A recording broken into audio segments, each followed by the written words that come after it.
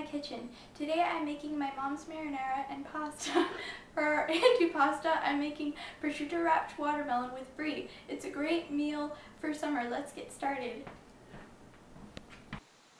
For the marinara, we're going to start with sauteing some onions and some olive oil, in addition with some spices, including salt, pepper, garlic, and dried oregano that you can find in the recipe. And now we're going to be food processing the tomatoes. And be sure to keep an eye out for the blade, which is a safety caution, unless you have safety features on said food processor. Another thing you want to keep an eye out is for lurking tomato clumps. If you see one, just toss it back in the food processor and then you'll be good to go. Good deal. Next, you're just gonna put that in with the sauteing ingredients.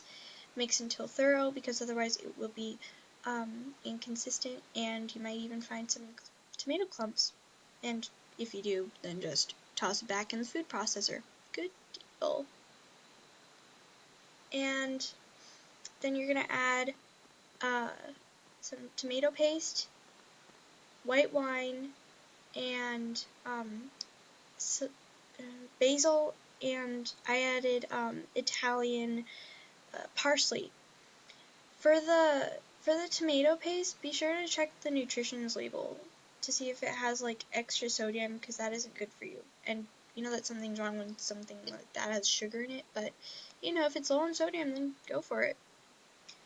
So just do that and mix until thorough. That is the mantra of this lab. Mix until thorough.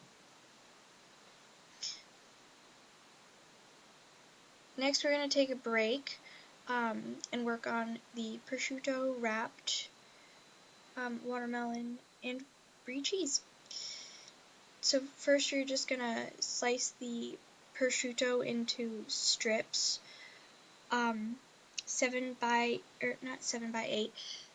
8, so it makes 24 little pieces for the pinky-sized brie cheese and watermelon to be wrapped in. I pre-sliced my watermelon, but didn't pre-slice my brie cheese. But yeah, the first time is generally the most difficult, just because, not used to it quite yet. But, as with more practice, you get more used to it, and each one gets better and better.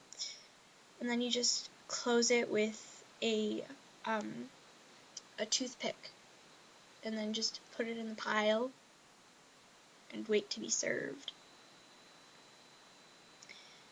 And just keep doing that until all 24 are done. The recipe says that the watermelon should be seeded, but I didn't, and it didn't really make much of a difference. So if you prefer non-seeded watermelons, then you might want to do that in the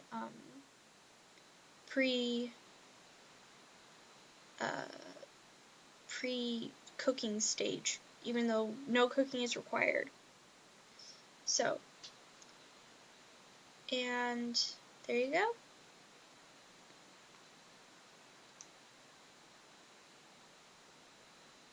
Just remember to keep at it and don't get discouraged if you might mess one up, because either way, it's going to be awesome. And just allow the marinara to simmer.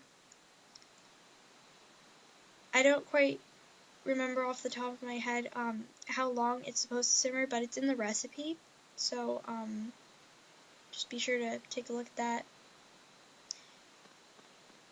And just keep at it. Be sure to have a waste basket nearby, just for easy access of tossing away garbage, like the prosciutto paper, and just fold it up and put it on the plate.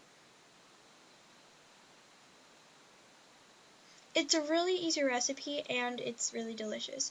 So next you're going to put the noodles into the pre-olive oiled and salted pots of boiling water.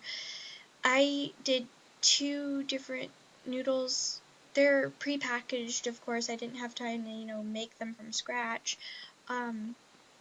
But for my parents, because they don't like the same noodles that me and my sister do, I made them, I prepared them an organic spaghetti, and yeah, and there is the simmering conglomeration of deliciousness. Just be sure to stir, just making everything thorough and good. And you're gonna want to keep the lid off. And here's our end product. I hope if you try this recipe out, then you'll enjoy it. Yep. And there are the noodles, and that's the marinara with some Parmesan attached. Or not attached, but prepared. So, there you go. Enjoy!